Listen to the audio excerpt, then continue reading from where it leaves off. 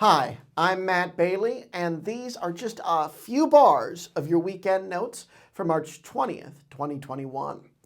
We're just going to focus on the top story this week, what everybody's been talking about in music, share my thoughts with you. It's the Grammys. They aired last weekend, and the winners surprised no one.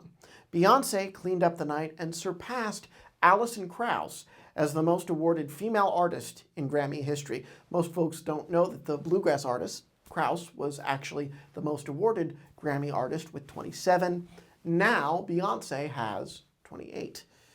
Now, and of course, Taylor Swift also won big. Bill Burr and host Trevor Noah made headlines with their no-holds-barred commentary on the current cultural moment. But this year's Grammys proved one thing. It's that it's time to end the Grammys. Whoa, whoa, whoa, whoa, controversial opinion alert. Yes, I know. But last week on this show, we covered the Weeknd's decision to boycott the ceremony. You can see that by clicking the link in the description, or if you're watching on YouTube, we'll have a little eye pop up. The too long didn't read is that the Weeknd is arguably the most influential act in music right now. He's at the top of his game with both one of the biggest albums and singles of the eligibility year for the Grammys, 2020. But because of his decision to perform at the Super Bowl 2 weeks after the Grammys were initially supposed to air in January, of course the Grammys were postponed due to an uptick in cases in Los Angeles, it is likely that the Weeknd was omitted from Grammy nominations due to wanting to perform at the Super Bowl so close to the Grammys. Beyonce also seemed to silently protest the treatment of the Weeknd and the lack of other Black nominees. Despite being the most nominated artist at this year's ceremony, she declined to perform. In response, Recording Academy exec Harvey Mason Jr. whined to Billboard. This does sound like whining. Look at this quote. "It's unfortunate because she, Beyonce, is such a big part of the Recording Academy. We absolutely wish we had her on stage. Begging much? I don't believe you're going to publicly guilt Queen Bey into performing by literally saying shame." See, my problem with the Grammys is that the Academy has demonstrated, I tried to combine Academy and demonstrated there, the Academy has demonstrated a certain self-importance. They think these bully tactics send a message. In fact, it's the reverse.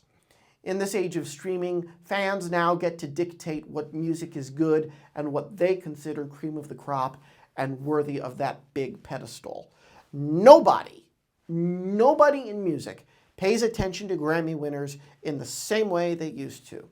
Yeah, real insiders like music journalists and producers get to circle jerk about being winners and about the winners and, oh, this is so nuanced and it was so good. But fans simply don't care anymore. Now, I'm not saying that award shows are irrelevant, but award shows often behave as if they are going to dictate market tastes by snubbing this artist or fawning over that artist. They are only hurting themselves and the prestige of their trophies.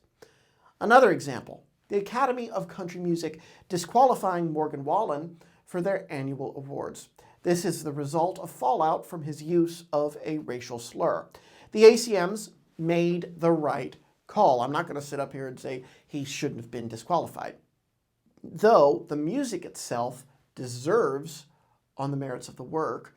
Wallen being included would distract from the larger point of the night, to celebrate country music. Just as the Weeknd's omission and the predictable wins for mega superstars like Taylor Swift distracted from the celebration of music the Grammys are known to be. With the ACMs specifically, Morgan Wallen diehards don't care. He's their artist of the year, Dangerous is their album of the year, and without the Country Academy declaring it so. The fans are turning to streaming in record numbers, keeping him atop the Billboard Hot 200 for a 9th and 10th straight week. The fans are in control. We can Google, we can listen, we can go to YouTube. We don't need to decide what to watch or what to listen to based on what the Grammys or what any other award shows tell us to. And the minute award shows forget that the fans are in charge, they become irrelevant. The award loses its prestige and nobody will pay attention anymore. If award shows like the Grammys want to stay relevant, they need to respond to fan tastes and stop pressuring artists to choose them over other bigger opportunities. For your weekend notes, that was just a little bit.